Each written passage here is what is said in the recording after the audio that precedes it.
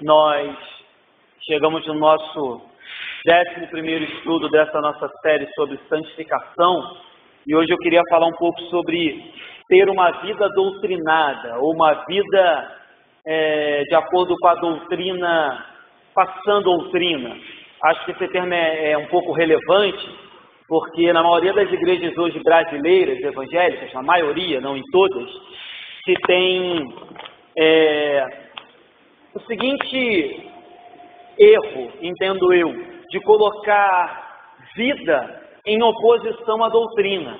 É muito comum você escutar alguns crentes evangélicos dizer que a letra mata, a doutrina mata, e na verdade eu creio que isso tudo não passa de um grave erro de interpretação bíblica e teológica acerca do que é a doutrina. Então, doutrina no dicionário diz que é um conjunto das crenças e dogmas da fé cristã, ou um catecismo, se assim nós podemos dizer. Então, aqueles que não conhecem doutrina, a verdade é essa, eles não conhecem um conjunto de dogmas e ensinamentos da fé cristã. E se você não conhece os conjuntos de dogmas e ensinamentos da fé que você diz que crê, é difícil de se relacionar com Deus que você diz que crê, com Deus que você diz que tem. Então, existe um grave erro, creio eu, nas igrejas de hoje, e a minha ideia nesse estudo de hoje é a gente tentar encontrar um meio termo, ou entender que para viver uma vida que agrada a Deus, você deve viver uma vida doutrinada, e não escolher entre vida e doutrina, e não cair no erro teológico e bobo de dizer que a letra mata. Eu costumo dizer que a única coisa que a letra mata, e a letra no caso é a Bíblia, é o nosso pecado e a nossa ignorância. É isso que a letra mata. A letra nos tira de uma vida de cegueira, numa vida de ser conduzido pelo homem, de ser manipulado pelo homem. A letra, a Bíblia, nos dá entendimento, sabedoria, nos mostra quem é o nosso Deus, como Ele quer ser adorado, como devemos servi-lo, como deve ser a nossa vida, doutrinada pela palavra. Vivíamos uma vida à revelia, uma vida cega, uma vida de pecados, e agora, com base na doutrina, vivemos uma vida de acordo com os padrões de Deus. Então, doutrina e vida devem caminhar juntos, e não se opor, e não serem inimigos. Pelo contrário, devem caminhar juntos para nos conduzir a um relacionamento harmônico com Deus. Eles se completam, vida e doutrina. Vida sem doutrina, a gente vai viver uma vida à revelia. Doutrina sem vida também, a gente vai entrar num fundamentalismo que não é o propósito da palavra de Deus. Então esse é o meu intuito de hoje. Vamos ler um texto aí? É o texto base nosso. Já nós vamos falar sobre ele. 2 Timóteo, capítulo 2 Timóteo, é o capítulo 3. 2 Timóteo, isso, capítulo 3, do 14 ao 17. Diz assim: Tu aqui é Timóteo, tu, porém, permanece naquilo que aprendeste e que foste inteirado, sabendo de quem o aprendeste, e que desde a infância sabes as sagradas letras, que podem tornar-te sábio para a salvação pela fé em Cristo Jesus. Toda a Escritura é inspirada por Deus e útil para o ensino, para a repreensão, para a correção, para a educação na justiça, a fim de que o homem de Deus seja perfeito e perfeitamente habilitado para toda boa obra. Já a gente volta para esse texto. Então, voltando para cá, eu falava acerca da necessidade de se ter uma boa doutrina. Apesar de novo, a palavra doutrina assustar, o que a gente tem feito domingo após domingo na igreja, querendo ou não, é doutrinar a igreja. Nós tivemos uma série de escola dominical aqui sobre os 28 artigos do congregacionalismo. Estudamos doutrinas relacionadas ao congregacionalismo. Domingo após domingo, quando a gente prega no Evangelho de Lucas, e sempre que o Evangelho nos dá oportunidade, nós falamos especificamente de alguma doutrina. Mas como eu li, doutrina é o conjunto de dogmas e crenças relacionadas à fé cristã. Então toda vez que a gente abre o Evangelho e prega o Evangelho, toda vez que a gente expõe os dogmas, as crenças, aquilo que a gente entende ser a verdade do Evangelho, a gente está doutrinando a igreja. A gente está doutrinando aquele que nos escuta. Toda vez que a gente coloca para a igreja o ensinamento de Jesus, a gente está doutrinando a igreja. Porque o que Jesus fazia quando ensinava, pregava, discursava, ele estava doutrinando as pessoas. Tanto é que você deve lembrar que em alguma parte do Evangelho, as pessoas falam assim, olha, a doutrina dele é diferente da dos fariseus, porque diziam as pessoas, a doutrina de Jesus é com poder, a dos fariseus é uma doutrina hipócrita. Então, Jesus doutrinou. Então, apesar de novo da igreja hoje ter um pouco de medo da palavra doutrina, o que a gente faz domingo após domingo, quinta após quinta, é doutrinar, é discipular as pessoas de acordo com aquilo que nós, protestantes, congregacionais, eu, especificamente como pastor da igreja, entendo ser uma doutrina sadia e bíblica para a igreja. Então, precisamos de doutrina. E aí é muito legal que no livro que eu estudava ele fazia um paralelo. Ele dizia assim, se você for procurar um mestre de obra, um pedreiro, um servente, ele conhece muito de prática mesmo e técnica da obra. Mas se você não apresentar para ele um projeto, uma planta, uma série de ordens a serem seguidas, pode ter certeza que o mais hábil profissional não vai conseguir fazer aquilo que você entende, não vai conseguir tirar do chão aquilo que você pretende fazer. E aí o autor do livro que eu estudava falava isso. Os crentes, a doutrina para os crentes é como se fosse uma planta, um projeto, que é dado na mão de um pedreiro para que ele execute aquela obra. Então a doutrina é dada na mão dos crentes para que eles executem a obra, executem uma vida prática de acordo com a vontade de Deus. Então, esse é o objetivo da Bíblia, ou melhor, das informações contidas na Bíblia, nos dá conhecimento, nos dá ferramentas, nos dá orientações de como devemos nos portar e viver de acordo com esse manual de fé e prática que Deus nos deixou para viver. Então, esse é o contexto, ou melhor, o porquê da necessidade da doutrina. Então, se relacionar com Deus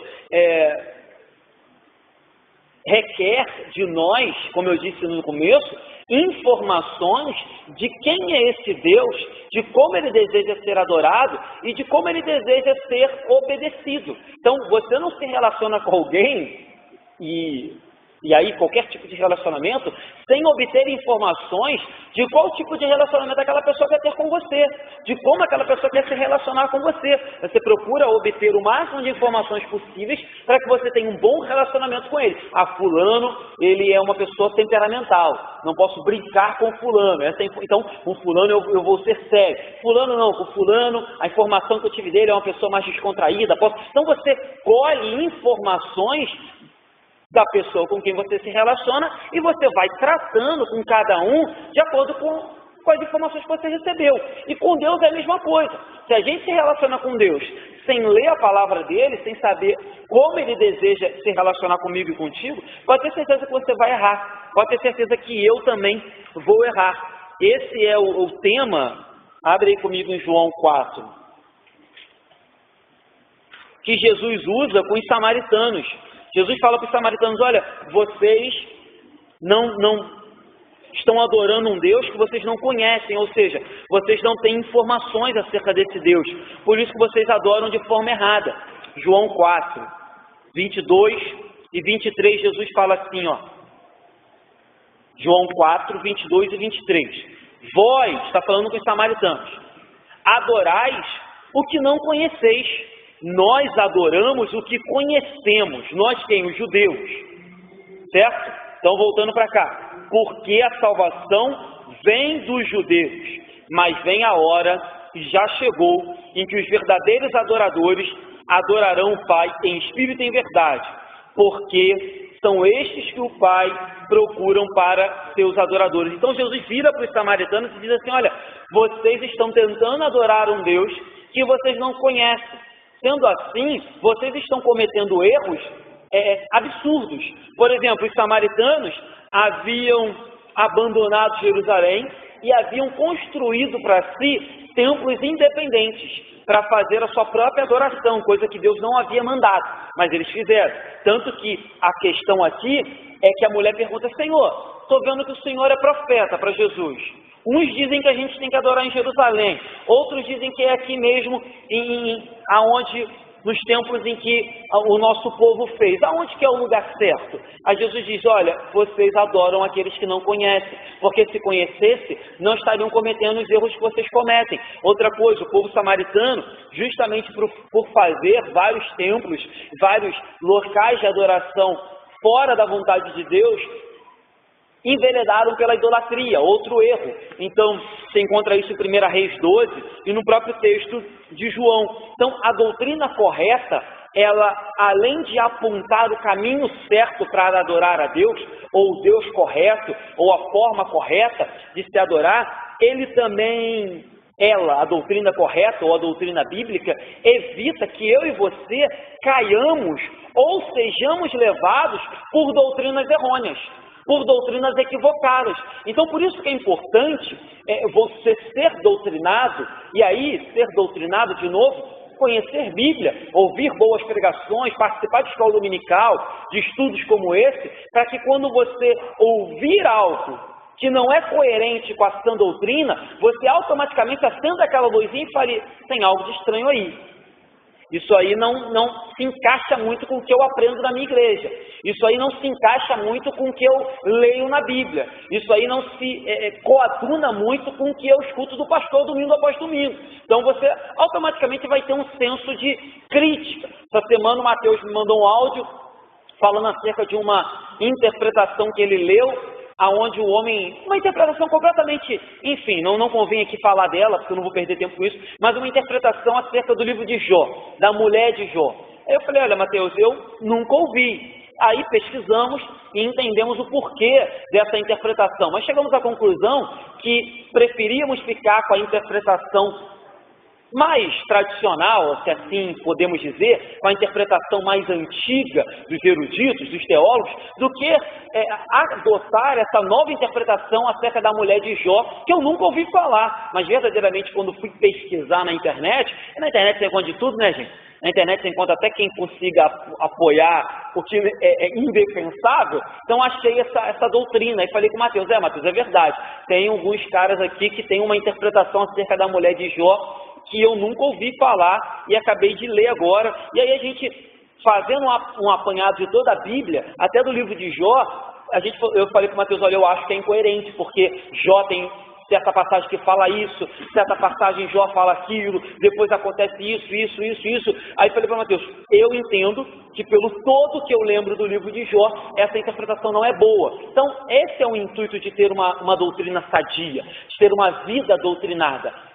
Apontar o caminho certo de como Deus requer ser adorado, mas também fazer com que a gente não seja levado por qualquer vento de doutrina, fazer com que a gente sempre tenha aquele senso crítico e aquele discernimento que vai dizer: opa, tem algo de errado aí. E aí você vai dar um passo atrás e vai consultar e vai ver se aquilo confere. Então, necessitamos de doutrina, foi isso que eu falei. Segundo ponto que eu queria citar: necessitamos não só de doutrina, mas necessitamos de uma doutrina bíblica. Porque entende uma coisa: não basta ter doutrina, não basta saber defender a sua doutrina, não basta crer na sua doutrina. É necessário que ela seja bíblica.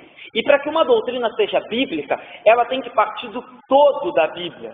E aí também eu não vou perder tempo citando aqui exemplos, que os irmãos conhecem alguns, mas qualquer pessoa pode pegar um texto isolado, fora do contexto, como o próprio Satanás fez com Jesus, quando estava tentando Jesus, e criar uma doutrina a partir daquele texto. Então você ter uma doutrina, saber defendê-la, crer nela, não é o suficiente. É necessário que essa doutrina que você diz que tem, que você crê e que você defende, ela seja amparada por toda a Bíblia, toda a Bíblia. Ela tem que ter amparo, ela tem que ter resposta em toda a Bíblia. Então a gente não pode criar doutrinas em cima de versículos isolados ou de versículos duvidosos. É o que a gente costuma dizer que a Bíblia interpreta a própria Bíblia. Então a gente lê um texto confuso. Por exemplo, aquele texto em que Saul vai ter com a vidente. É um texto confuso. Aí a gente vai para o restante da Bíblia, e o restante da Bíblia diz que Deus abomina necromante, abomina adivinhações, esse tipo de prática. Então a gente entende que pelo contexto da Bíblia, aquela mulher era uma adivinha mentirosa, guiada por espíritos enganadores. É isso que a gente entende. Então não era Samuel que estava ali falando por meio daquela adivinhadora. Então, Bíblia interpreta a Bíblia. Doutrina bíblica deve estar amparada em toda a Bíblia e não apenas numa parte da Bíblia, certo? Então, uma doutrina bíblica deve ser direta ou indiretamente tirada de toda a Bíblia. Caso contrário, deve ser rejeitada. É isso que estava acontecendo com os Gálatas. Abre lá em Gálatas. Gálatas, capítulo 1.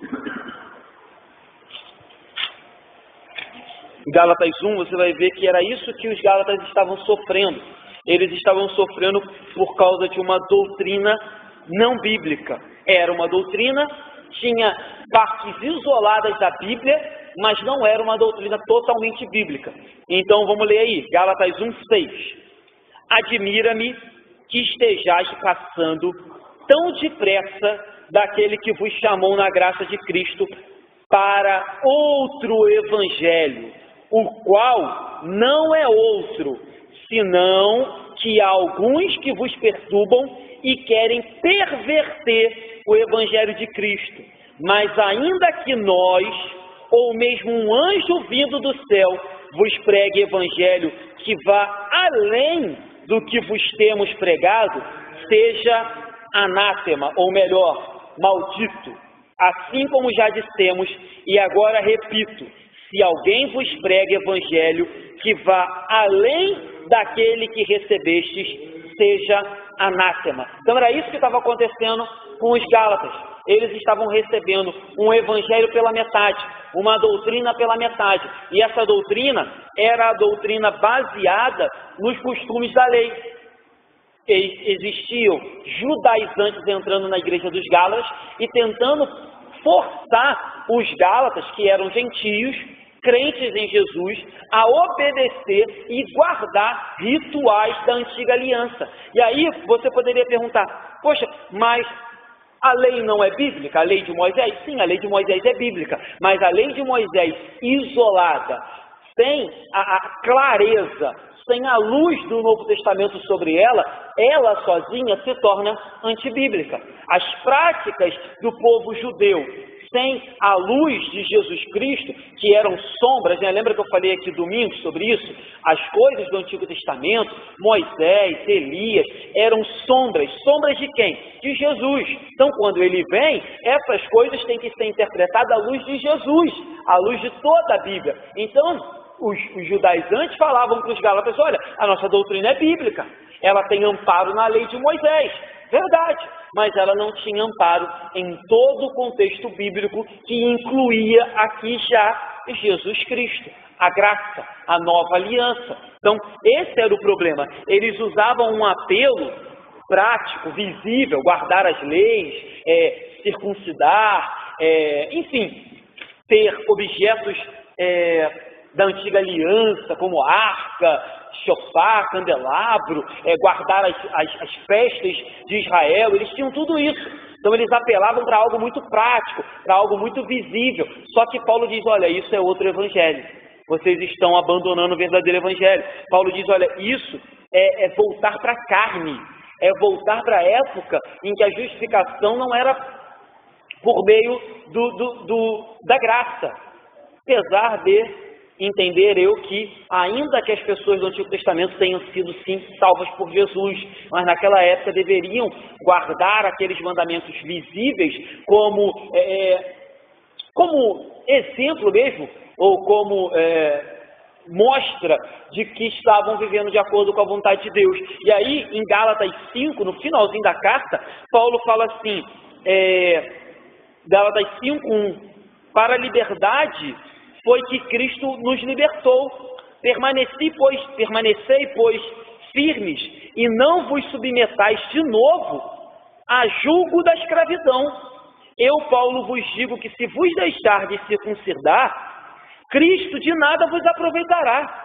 De novo testifico a todo homem que se deixar circuncidar, que está obrigado a guardar toda a lei. Aí Paulo diz, olha, vai deixar de circuncidar? Então guarda toda a lei.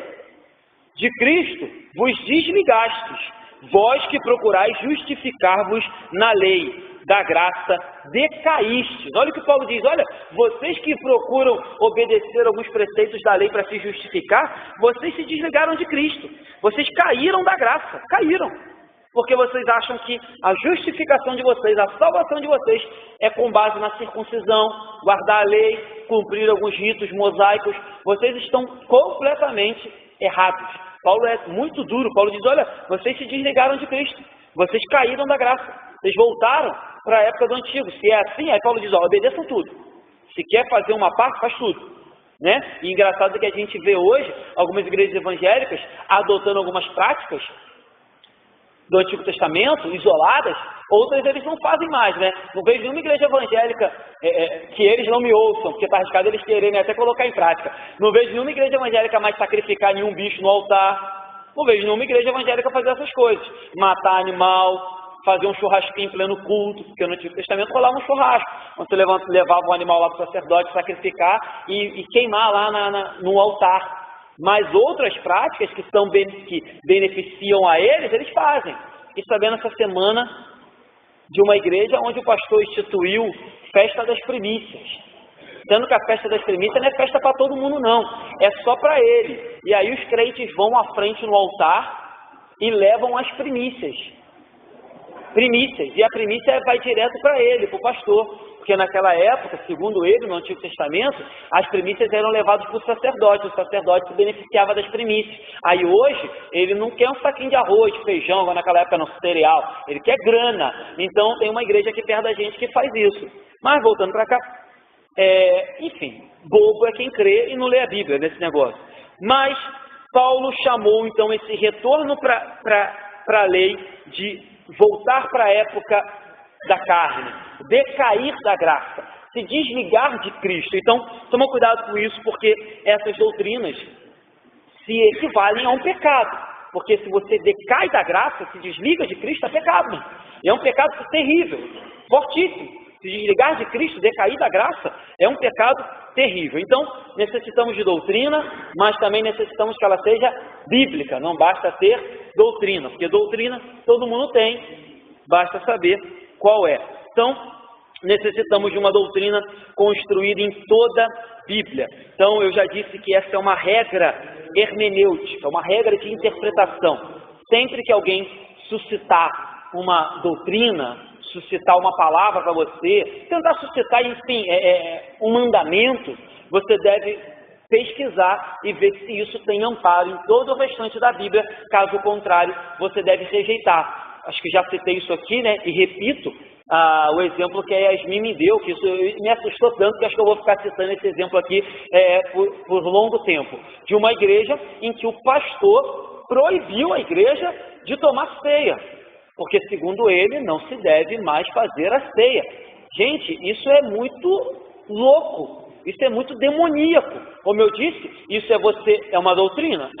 Doutrina do diabo, mas capeta, mas do anticristo, porque Jesus diz, fazer isso em memória de mim até que eu venha. E toda vez que fizeste isso, vocês vão anunciar a morte do Senhor, vocês vão lembrar que eu morri por vocês. Ao camarada, abole a ceia da igreja? Doutrina? Mas de quem? Do cão. O único que não quer que a igreja lembre da volta de Jesus. O único que não quer que a gente anuncie a volta dele. O único. Satanás. Então, me assusta ver que pessoas se deixam levar por coisas tão absurdas como essa. Então, a doutrina tem que ser baseada, ou melhor, a interpretação de um texto particular, de um texto, ele tem que passar pelo crivo, ele tem que passar pela prova de demais textos da Bíblia, de demais passagens bíblicas. Então, essa é a regra hermenêutica. Bíblia interpreta a Bíblia. Bíblia se responde com Bíblia. Bíblia se entende com Bíblia. Então, trouxe um texto particular, trouxe uma parte da Bíblia, ela tem que estar de acordo com o todo. Se ela não está de acordo com o todo, e aí, de forma breve, aqui também não vou perder tempo com isso, por que a gente não aceita a doutrina, por exemplo, do purgatório, doutrina católica? Porque não está de acordo com o todo. Por que a gente não aceita a doutrina católica de orar pelos mortos, né? De interceder pelos mortos? Porque a gente entende que aos homens compete morrer uma só vez e depois segue-se o juízo. É isso que a gente entende. Mas aí, a Bíblia católica tem uns livros a mais. E esses livros a mais, Macabeus e outros livros aí, que não me recordo agora de qual o nome, Tobias, Judite, eles fundamentam essas doutrinas. Purgatório, intercessão pelos mortos, orar para que os mortos saiam do purgatório e vão para o céu, pagar promessa pelos mortos, né? Então, existem sim, aí se você for conversar com um católico, ele vai abrir provavelmente um desses livros, Tobias, Judite, Macabeus, que não tem na nossa Bíblia, e vai falar que, eu tenho embasamento. Mas aí você vai falar, tudo bem, tirando esses livros, Macabeus, Tobias, Judite, no restante da Bíblia, tem fundamento bíblico que você está me falando? Dificilmente ele vai achar. Dificilmente ele vai conseguir sustentar o argumento dele. Então, é por isso que a gente não aceita algumas coisas que são defendidas, inclusive, pelos católicos, que se dizem também cristãos. Mas a gente não aceita. Por isso, dizem que é doutrina, dizem que é bíblica, mas ela não se fundamenta em toda a Bíblia. Justamente e principalmente porque ela está fundamentada em livros que a gente entende serem não inspirados. Os teólogos protestantes, claro que se você conversar com um católico, ele vai dizer que não é nada disso, é tudo mentira nossa. Mas lembra que eu falei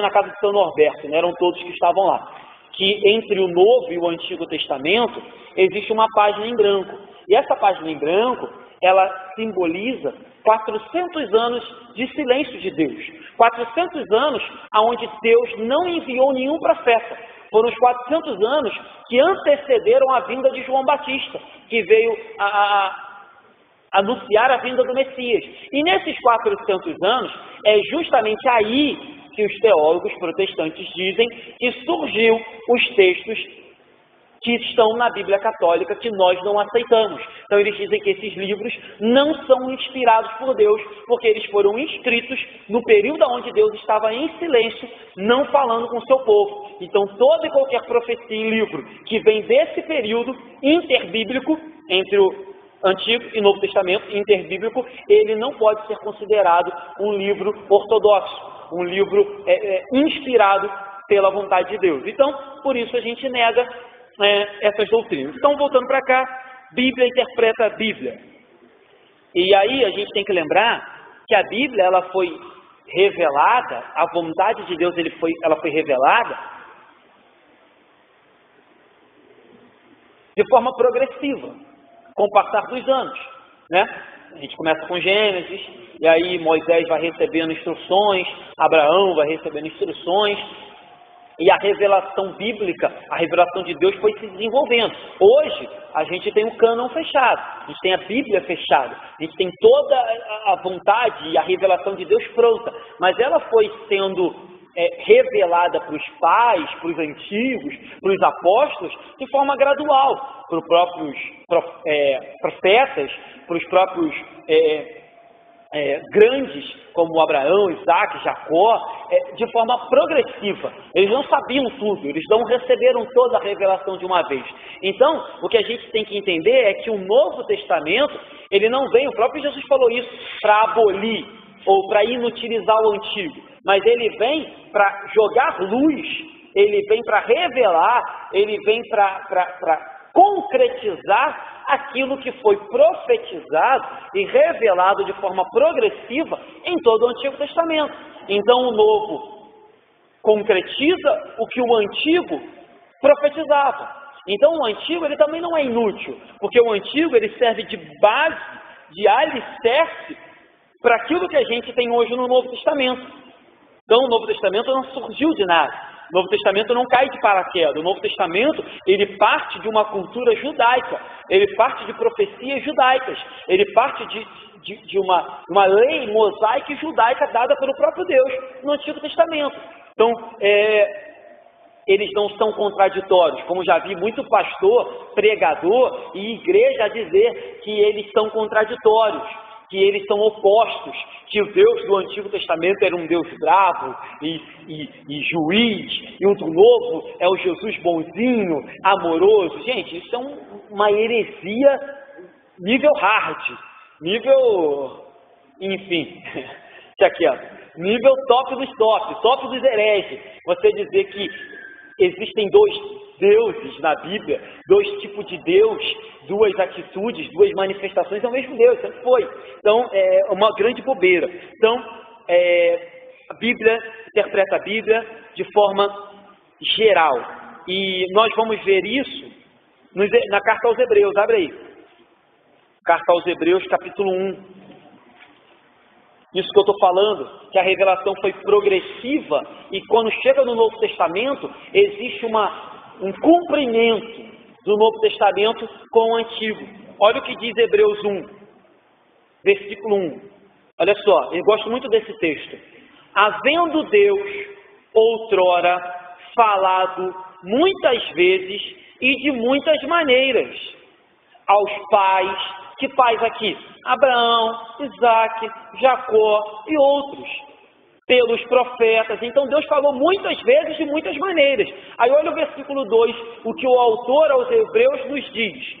Nestes últimos dias, nos falou pelo Filho. Então ele falou por Jesus, por meio do Evangelho, a quem constituiu herdeiro de todas as coisas, pelo qual também fez o universo. Então você vê que a carta aos Hebreus nos diz que nós fomos conduzidos do ambiente do Antigo Testamento, pais, profetas, revelações, lei mosaica, e fomos levados a agora ele falou por meio do Filho, agora se cumpriu, agora se concretizou aquilo que estava sendo profetizado. A gente foi levado para essa nova aliança, para essa superior aliança. Hebreus 8 vai dizer que essa aliança nova, ela é superior à antiga. Abre comigo, Hebreus 8, versículo 6, diz assim: agora, com efeito, obteve Jesus ministério tanto mais excelente, quanto é ele também mediador de superior aliança, instituída com base em superiores promessas.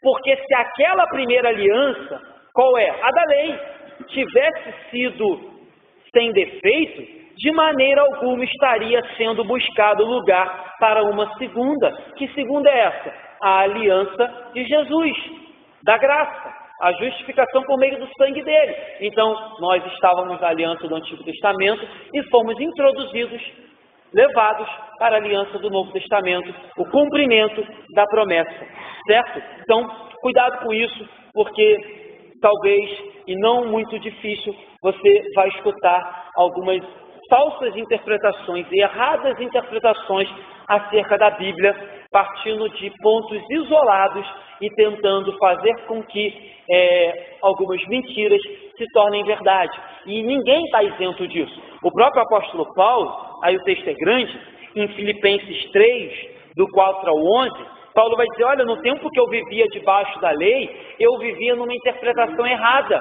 da lei de Deus. No tempo em que eu não conhecia a graça, Paulo diz, no tempo que eu não olhava para a lei com a luz do Evangelho, eu vivia de forma errada. Ele diz, olha, eu achava que eu podia me justificar por aquilo que eu era. Ele diz, olha, eu poderia confiar na carne.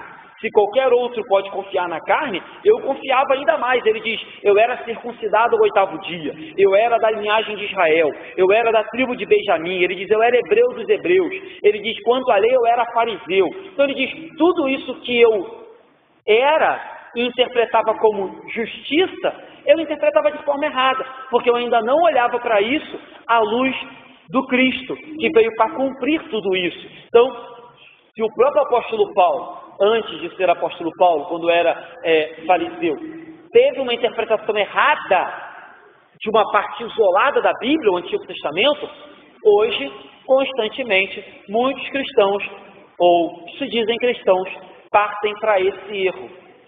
Atitudes isoladas, versículos isolados, para justificar. Às vezes, irmãos, de forma inocente, às vezes, de forma não proposital, mas muitas vezes de forma proposital, para manipular e conseguir aquilo que lhes interessa. Enfim, usando o Evangelho de forma parcial e de forma isolada. Então, cuidado com aquilo que você escuta, cuidado com aquilo que te ensinam. Então, uma doutrina parcial, ela não é capaz de produzir uma vida de acordo com a vontade de Deus. Uma doutrina parcial não te dá possibilidade de agradar a Deus. Uma doutrina parcial não te dá ferramentas para viver uma vida de inconformidade com o agir de Deus ou com o querer de Deus, porque você vive apenas uma parte das Escrituras, logo não é isso que Deus deseja para a tua igreja, certo? Então, necessitamos de uma doutrina bíblica, necessitamos de doutrina, necessitamos de uma doutrina que parte do todo e necessitamos de uma doutrina que aponta para uma vida prática. E aí eu tenho falado um pouco sobre isso aqui há bastante tempo já na igreja, acerca de ter uma vida prática, uma vida coerente, uma vida de atitudes, acerca de você não apenas ouvir o Evangelho, mas você ser coerente e praticar o Evangelho. Você não apenas ser ouvinte, né, isso que diz a Bíblia, mas também praticante do Evangelho. Então, uma doutrina que não objetiva, ou que não aponta, ou que não te coloca numa vida de prática, mãos à obra, atitudes, não é uma doutrina bíblica. Uma doutrina que tem apenas o intuito de te informar, que tem apenas o intuito de ser teórica, não é uma doutrina totalmente bíblica. Uma doutrina bíblica, ela não é só informativa. A Bíblia não é apenas um livro informativo, não é um jornal.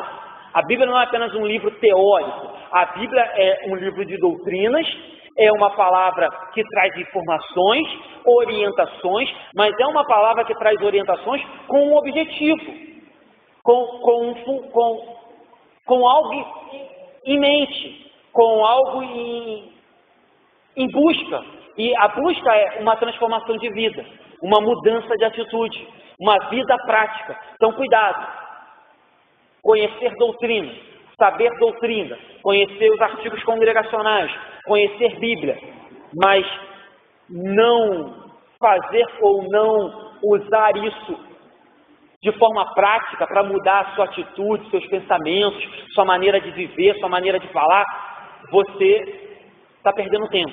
Você é um intelectual, você é um teórico, você é um super estudioso da Bíblia, mas você está, enfim, usando da Bíblia de forma incoerente. Porque, de novo, uma doutrina verdadeiramente bíblica, ela não quer apenas informar, ela não quer apenas entrar na mente, ela quer descer para o coração e quebrar o coração, certo? Uma doutrina ou uma pregação, um ensino que para na mente, vai fazer de você um intelectual, vai fazer de você alguém inteligente, vai fazer de você alguém sábio, que consiga talvez até expor o que eu estou falando aqui para outros, mas se ela não descer para o coração e não ganhar, e aí, claro, eu estou usando aqui de uma figura de linguagem, e ela não ganhar espaço em todo o seu corpo, não dominar você, acabou, não adianta de nada, você é só intelectual, você é só um estudioso. Então, doutrina que para aqui e não desce, não toma conta de você, não é uma doutrina 100% bíblica. É isso que Jesus diz, Mateus 7, abre lá.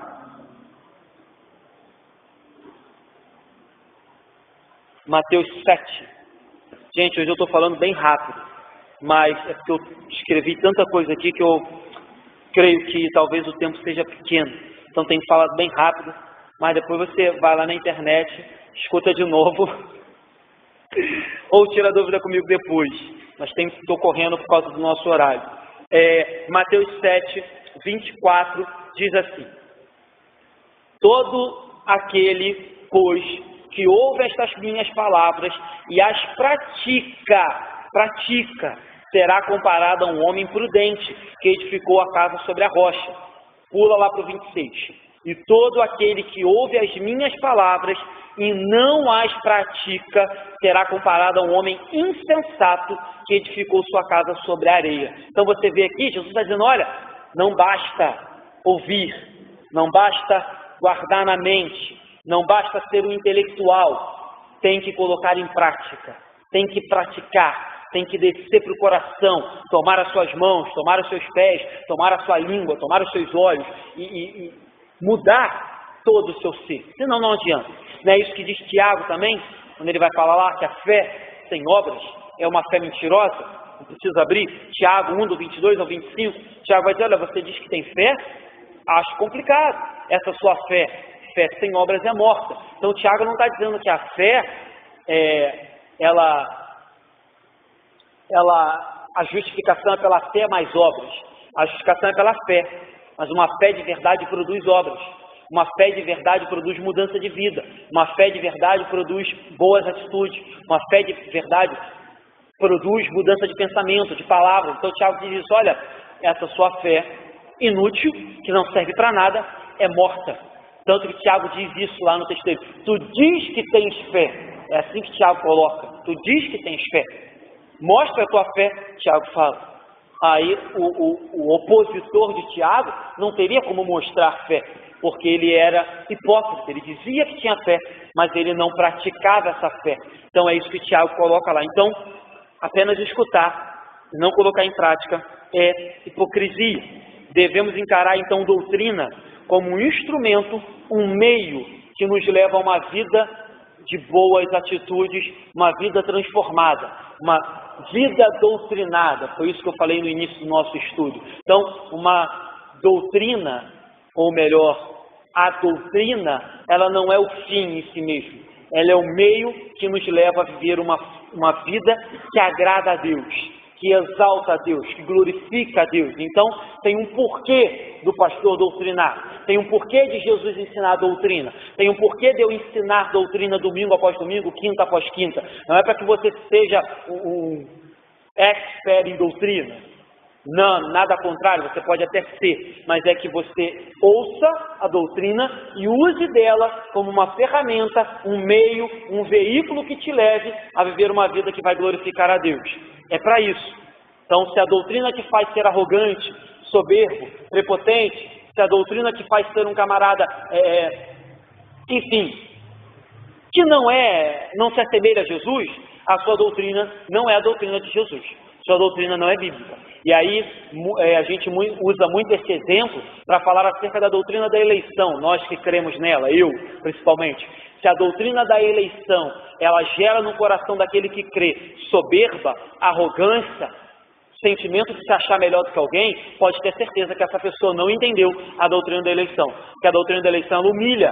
Ela diz, você não tem capacidade de fazer nada para se salvar. E Deus te escolheu. Então ela humilha, ela não é motivo de arrogância e soberba. Então se você conhece alguém que usa dessa doutrina para se colocar numa posição melhor do que alguém, dizer eu sou eleito e fulano não, pode ter certeza que ele não entendeu nada dessa doutrina bíblica, que ao contrário de exaltar o homem, humilha o homem e exalta Deus. Entendeu? Então, toda doutrina, ou sempre que você encontrar um teólogo, um crente, que usa da sua doutrina para soberba e arrogância, e para se achar superior a alguém, pode ter certeza, essa doutrina não é bíblica, ou ele não entendeu o verdadeiro sentido dessa doutrina. Se a doutrina não está levando ele a ser mais parecido com Jesus em todos os aspectos, ele não está entendendo a doutrina. se o seminário dele está fazendo com que ele se torne alguém diferente de Jesus, se a teologia dele está fazendo fazendo com que ele seja alguém que se afaste de Jesus, pode ter certeza que ele está enveredando por um caminho que não é da sã doutrina. Pode ser a doutrina mais pode estar embasada nos maiores teólogos, nos maiores reformadores, em Lutero, enfim, todos os reformadores. Se a doutrina que ele usa o afasta da semelhança de Jesus, rejeite, meu irmão, não aceite. Então, a doutrina nos leva a viver uma vida prática de acordo com a vontade de Deus. E esse procedimento na Bíblia, e aí eu não vou ler todos os textos por causa do horário, em 2 João, versículo 4, diz que é andar na verdade. Então você vê que está sempre relacionado a uma prática.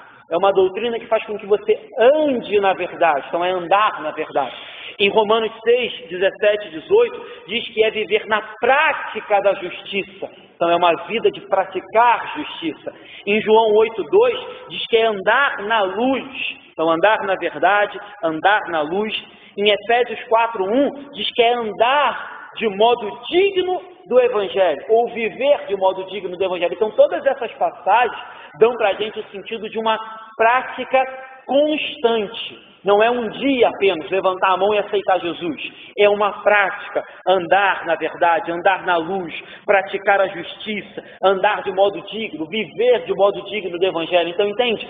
É uma prática. A doutrina aponta para uma prática, certo? E para terminar, eu entendo que esse texto que a gente começou o estudo, 2 Timóteo 3,